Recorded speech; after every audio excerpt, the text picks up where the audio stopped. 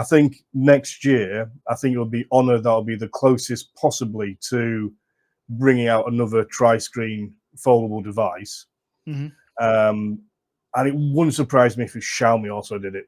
I think they'd be biting at the bit now to try and get that done. Yeah.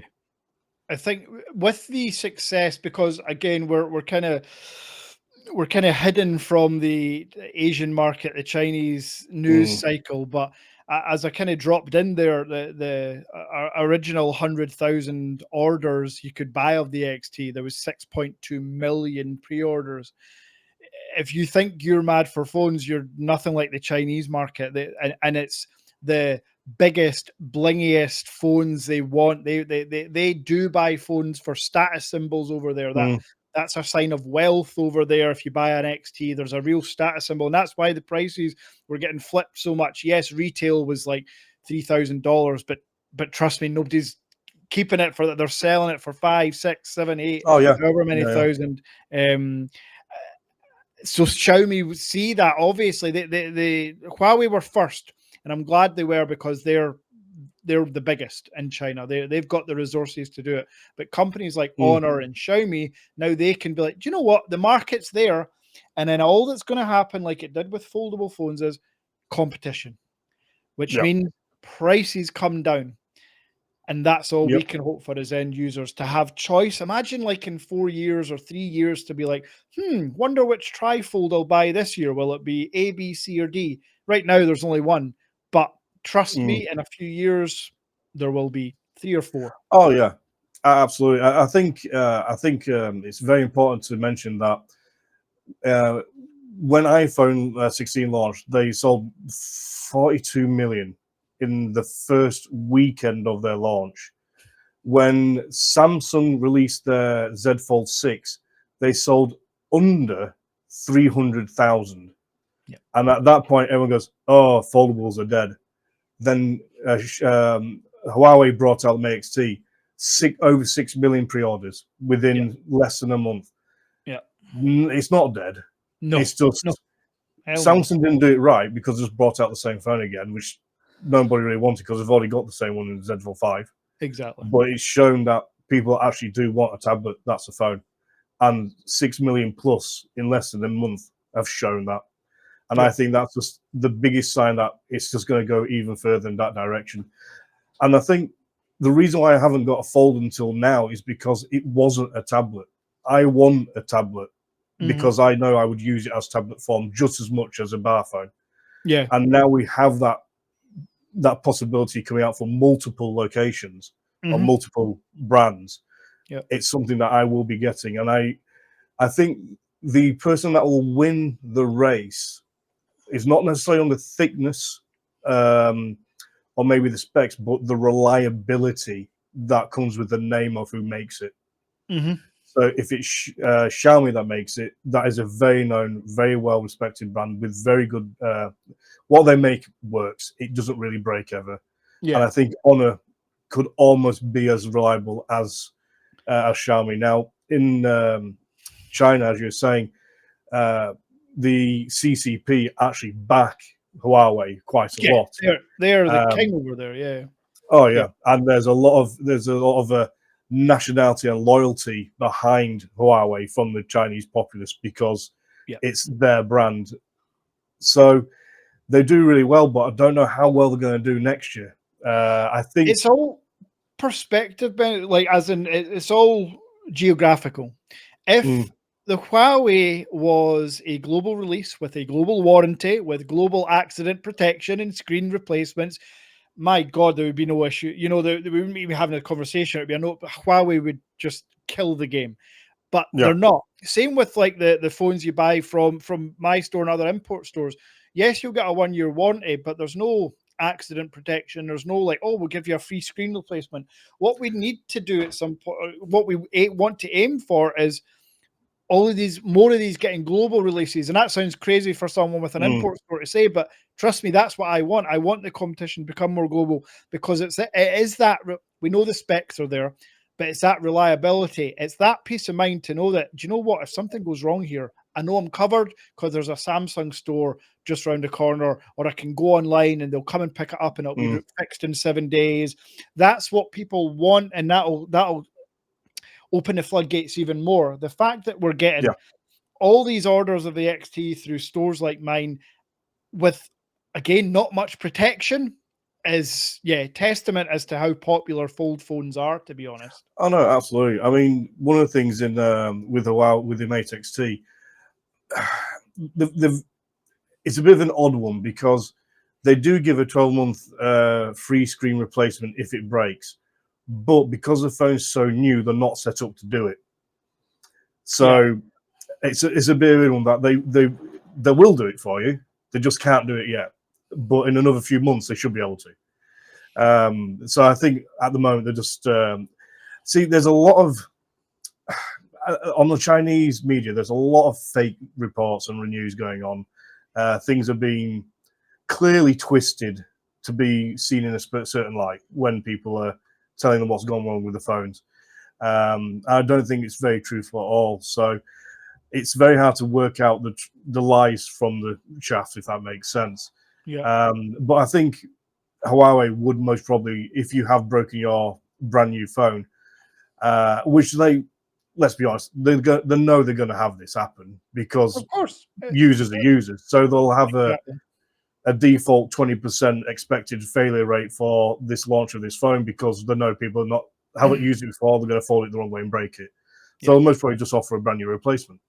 Is what I'd expect to actually happen, but we don't get reported on that because that's not as interesting and it doesn't get as many clicks as my brand new £5,000 phone just broke. Exactly. You hit the nail on the head. We are fed the information we want to be fed, or they want us to be fed a lot of time. The propaganda train is real, but we don't have to get too deep into that. I've actually just reminded me, I had I think I sold like 35, 40 XTs. One of my members had a screen issue. Green screen went black, like liquid. Just sent it back to my supplier. They repaired it and sent it back. Took about 2 weeks, I believe. So there will be issues. The Honor Magic V3 has had quite a few screen issues. Now, a lot of the time, I've had 7 sent back for warranty. Now I've sold over 300, but 7 have gone back for warranty, and that's quite a high thing. A couple of them, it turned out, was just a screen protector, nothing to do with the screen, but a few were screen cracks down the middle. But folks, you're buying a fold phone, you're folding an OLED panel. Things like that will happen. And that's why we want to drive for more reliability, more cover and protection. I always tell people, they'll get it insured as soon as you can. Through your house, contents insurance. I'll do that. Do what That's you a good can tip. to I think it falls under my accidental policy cover anyway, standard. A lot of time it does. A lot of time it does under house and contents, but just make sure. It wouldn't surprise me if Apple do bring out a folding phone, but I know for a fact that when they do, it'll be so refined within an inch of its life, it'll be ahead of all the rest. And they will not release anything until it is beyond perfect. Like that time Steve Jobs, when there's some air in this, dropped in the fish tank and bubbles came out and said, there's space. You can fill that up. Yeah. That's the kind of dedication I know they will put into a folding phone. 100% agree in terms of like the build quality and everything. The only thing with Apple is you know that their first iteration is going to be lacking in some specs departments such as camera and stuff. But obviously this will change. But right now there's no plans for Apple to do a fold. But is it 2026 they'll release their first flip phone apparently. That's a disappointment because the flip, when you look at the sales globally, in the Western market, the flip is way more popular than like the Samsung Z Flip 4, 5, 6 has like outsold the Z Fold by like 20x. It's crazy. Right. Okay. Yeah. I mean, I'll be honest, I've not really looked at the flip market. My colleague that I showed, they're not good. It's strange you say that. Yeah. I think I think they're pointless. Like you if you want a phone that folds, it should fold to be more practical. It shouldn't fold to be less practical, and you shouldn't have to go through to look at your phone. You should not have to go through an extra step to do that. Flips just don't make sense to me. But that's having to use a phone daily as your daily driver, as a bar phone that folds. It's just that constant repetitive opening and closing. And Yeah. like I said, it'll happen to any phone. The more you use a fold device, the more you're going to wear down that particular one section. The screen, And the it's just, hinge. Yeah, absolutely. But yeah, the thing with, like, your Honor Magic V3, you'll probably use the outer cover screen more than you use the inner cover screen, but you know you've got the inner screen when you do want to watch some YouTube or yeah, multitask or do whatever. With the flip phones, I mean, 99% of the time you have to open the phone up, so you're always using that hinge. You're always got the chance that you've been using your phone for half an hour and then you've got to close it, but don't notice that there's a tiny little bit of gravel or something there, and you fold it on it and your screen's done. It's just, yeah, doesn't, yeah, flips don't work for me. yeah. I mean, the new generation of flips coming out, the ones from Xiaomi and a few others, they've increased the front screen size, so you can almost run a majority of daily driving things off that front screen now. And I think they've done that specifically to try and avoid opening the thing, leading to the constant problems of the internal screen getting the crack down the center. Yeah. And some of them look quite nice, but the strange thing for me is the majority of them all look the same virtually from all the manufacturers, and they all, in my mind, this is a mistake, but they're all having gigantic areas of camera taken up on the front screen. And I think what they need to do is make more of the front as much of a screen as possible and reduce the size of those cameras so they're not as intrusive to that screen. And then you would actually use that screen way more than opening it up. And I think Yeah. at that point, you'd most probably nail the balance, so to speak, to a flip phone. There is one that is like that. Well, I can't remember which one. There's quite a few come out as well. So I've had a few of them, the Mix Flip 4 and the Honor, the Oppo Flip 2 N2 or N3 it's called, sorry. You'll be shocked to hear if I've had them and reviewed them. But they all still have, again, for me, the same practical fundamental issue that I don't want to have to unfold my phone every time I want to look at it. yeah, But and the cameras are always dual, apart from the Flip Oppo N3. It's got triple. It's actually got a telephoto lens, and that, to your point, makes it harder to make the screen bigger because if they're adding cameras, so you can, and this is the other issue with Flip, you want people that want flagship cameras on a Flip, but then you want people that actually want a usable cover screen. The cameras have to go somewhere, yeah. and there's just not enough real estate to please everyone. Yeah, so I mean, obviously, I've spoken quite a lot about the foldable phones that I like. Is there any foldable phone or anything that comes to mind that takes your fancy? I know you have a specific preference to one individual. I do. The Vivo X Fold 3 Pro. Yeah, anybody watching back this video will not be shocked to hear that Mike Average Dad absolutely endorses the X Fold 3 Pro. From hardware to software to cameras and battery life, 5700 milliamp hour battery, Snapdragon 8 Gen 3 chip, the best telephoto lens on any foldable phone. It is an absolute masterpiece. And the only frustrating thing is the Origin OS software found in the Chinese ones is so much superior to the global FunTouch version. I wish they would scrap FunTouch and use Origin OS for global.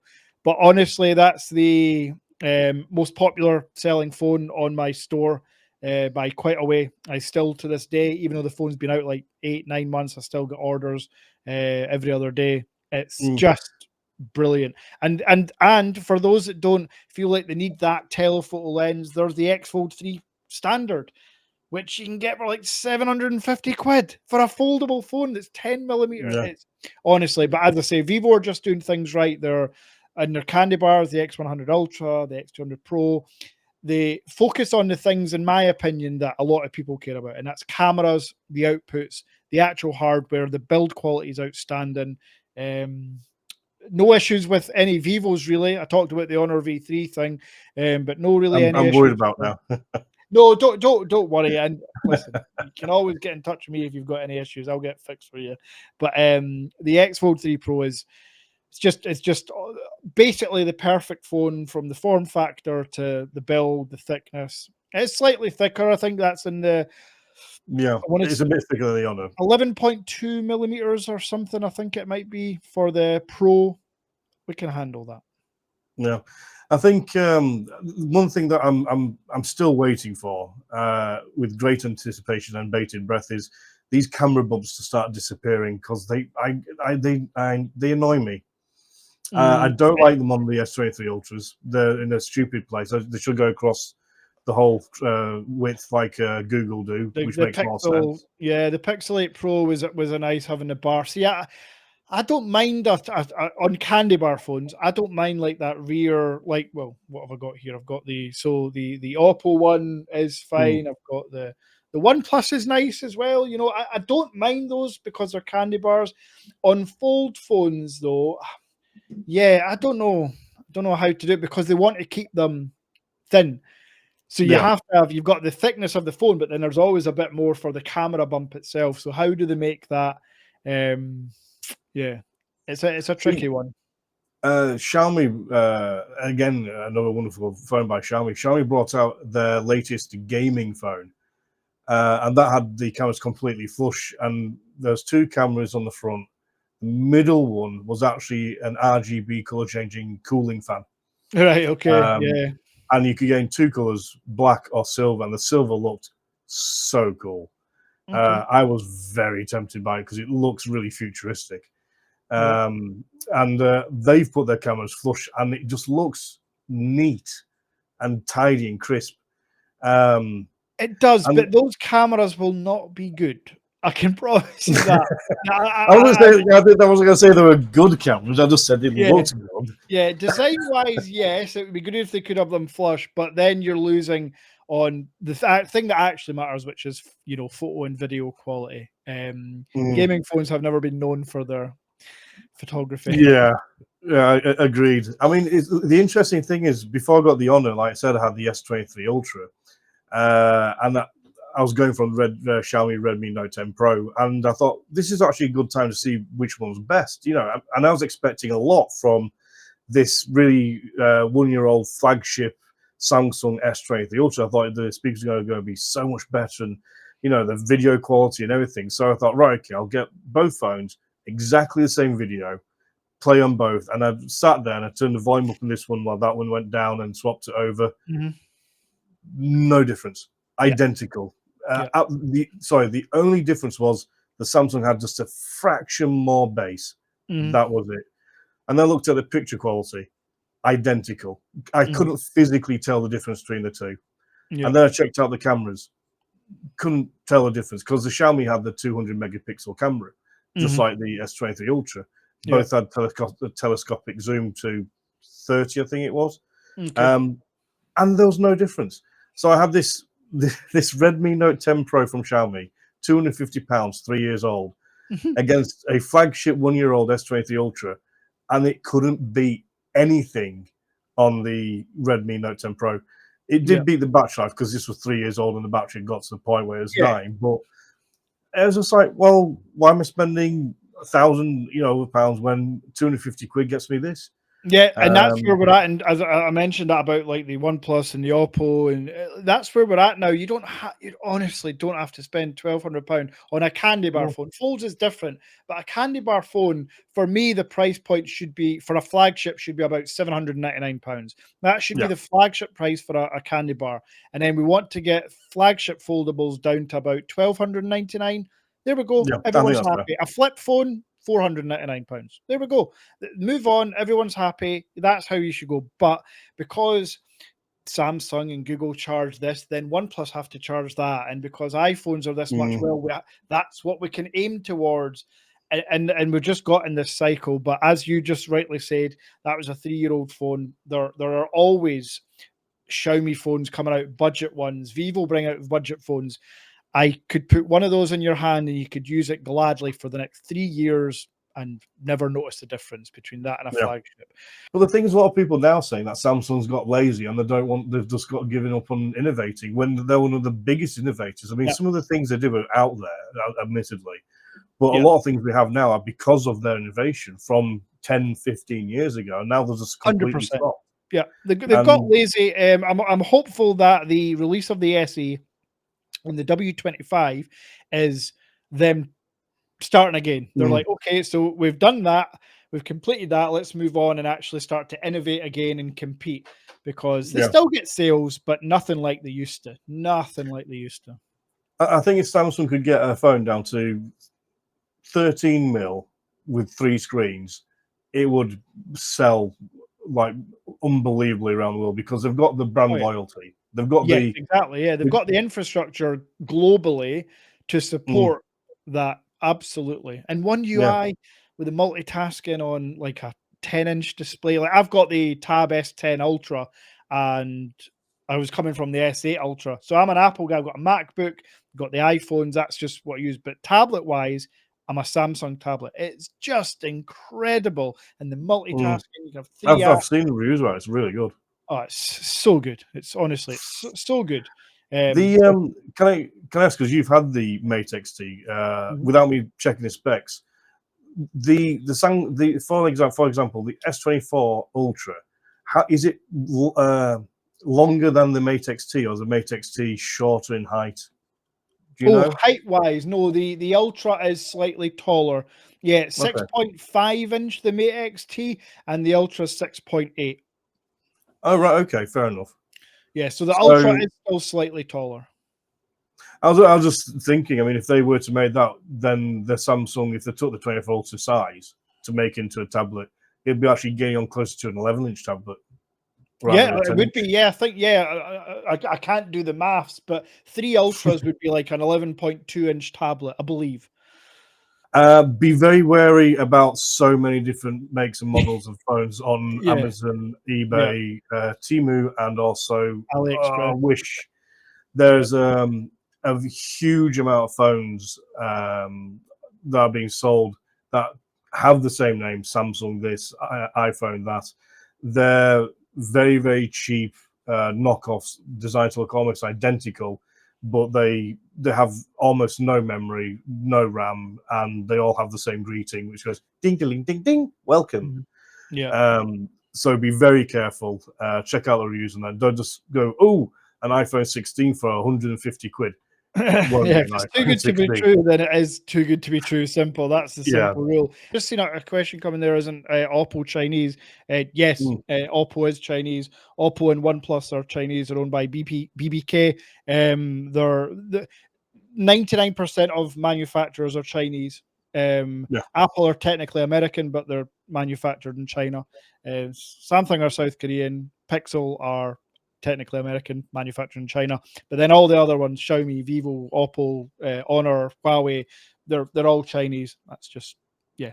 So, and I Mm. always find that hilarious. Like, people talk about security issues with Chinese phones and stuff. Are like, oh, but like, are they listening? It's like, no, they don't listen. They don't care about you're going to the shops to buy your bacon and eggs. They're not listening to you. And your iPhone is made there as well. So yeah, don't. Yeah, there's no security issues. It's all just Yeah. they're the best manufacturers of it. Yes, Oppo are Chinese. They sell globally. Honor are Chinese. They sell globally, and so on, so on. One of the questions is any Vivo folds with screen issues. How reliable are they? Yeah, so I kind of covered that. The X Fold 3 Pro, I've had all the Vivos. The X Fold 3 Pro is the biggest selling phone in my store. We sold about 400 and maybe a bit less than that. We've had 2 issues. One where the person admitted it was they dropped it, and Okay. the other one person didn't. But a 1 in 400 or 1 in 350 rate is any tech company that makes a fold phone would take that. Trust me. Yeah, that's So really good. yeah, but in terms of compared to the rest, no, they're reliable. But nowadays, luckily, your Samsungs and stuff, they're reliable. They Mm. really are. So yeah, no issues with the Vivo, thankfully. We have a statement saying, I'm all budget. That's sad. I have to disagree.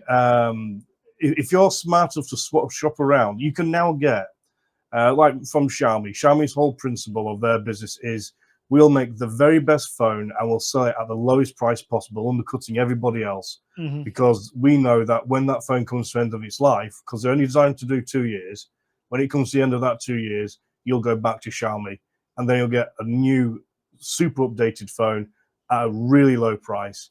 And Yep. that's their entire business level. They go to the extreme lengths to do their business, and they've actually been one of the fastest growing phones in the last 5 years. J- So nothing wrong with being budget. Like you said, if you were here a few moments ago, I was saying that I was comparing the Redmi Note 10 Pro to the S23, and the S23, even though it was 2 years newer than the Redmi Note, couldn't beat anything on it.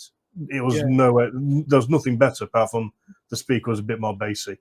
So yeah, if you want to spend £200, £300, you can get some fantastic phones out there for that price. And I would also say, look around. Like if you don't mind buying used, buy a Xiaomi 13 Ultra. Buy a flagship, a 2-year-old flagship. You can pick up for a third of the price.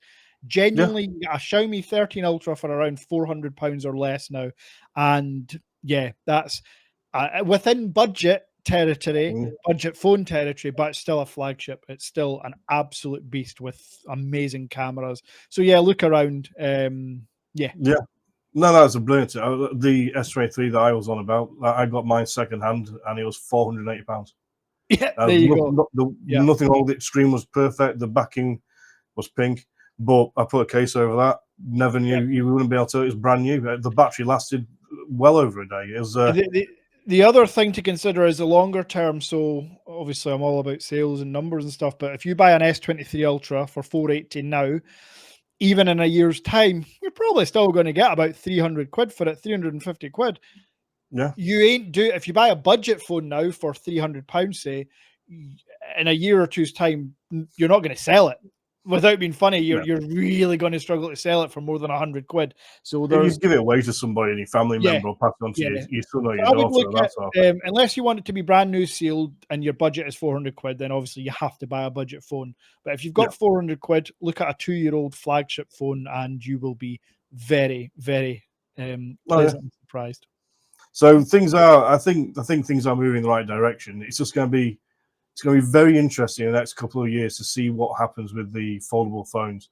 As we were saying earlier, there's clear demand. Well over 6 million people are demanding this tri-screen phone. We've got down to the point now where the majority of manufacturers can get their phones really thin.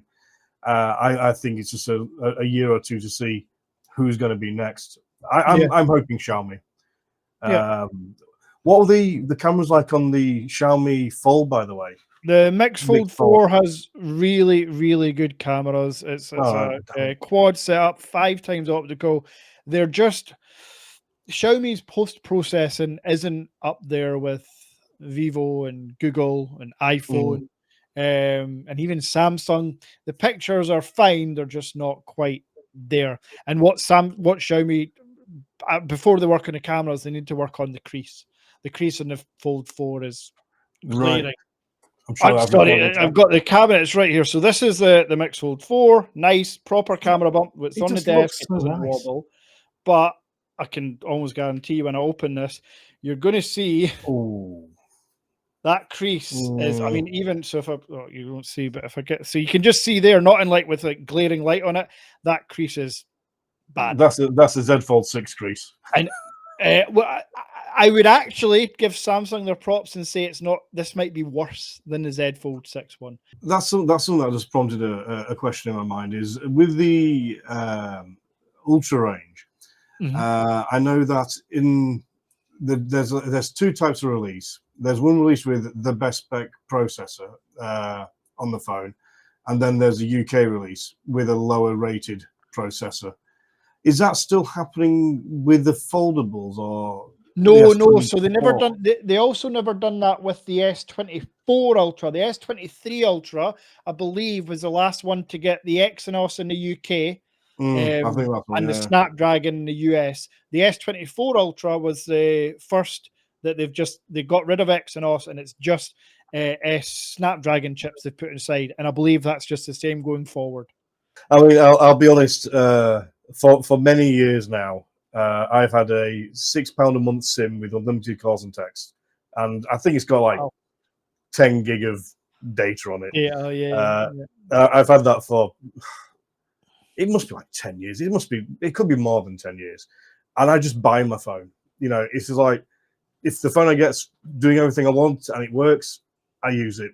And then if something comes out that's better and I like it more, I either sell it, because all my phones, when they come to the end, are still in mint condition, pristine, out of the box kind of look. So I'll then be able to sell it for a good amount, put that towards a new phone, I'll buy a new phone. I tell all my friends all the time, so why do you keep going to contracts? You get locked into a contract where you're paying a ludicrous amount every month. You're having to do that for 2 to 3 years. It's usually 3 years now, a contract typically, which is, I think they're going to nearly 4 in some cases for the top end. Try and lower the monthly cost for the device costs. It's just crazy what they do. I'm with Sky Mobile, and they do 36 months contract. And you're like, whoa, that's just insane. Right, good. Well, listen, I've really enjoyed that. Yeah, no, it's been really good. Thank you. If any other topics or anything you want to talk about, I can be free. So thanks for the invite. It's been good, Ben. No, thank you very much for coming to join us. Like I said, guys, if you do want to check out his channel, it is the Average Dad channel on YouTube, and his store is the Average Dad Tech Store Official. Average Dad Tech, it's Average Dad Official, but to be honest, you're best just clicking the link through my YouTube channel. I've yet to do any Google ads or anything, so yeah. He's got the best array of mobile phones from the China ROM market that you can get. And he's also got the Samsung SE coming to your store, haven't you? SE is already in the store. Yeah, I think we sold about 40. W25 had a few pre-orders of that. Yeah, you name it, I'll have it. But again, it tends to be more in the flagship category. Next year, I'm going to work on that budget tier range because there's so much out there. Same with tablets and smartwatches. I've got some, but I just want to have everything comprehensive. I know the feeling.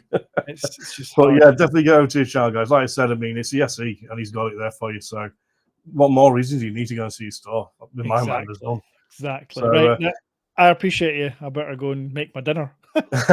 Thank you very much for your time. I'll see you later. Right. Take care. See you later. Bye. Bye. Bye. Bye.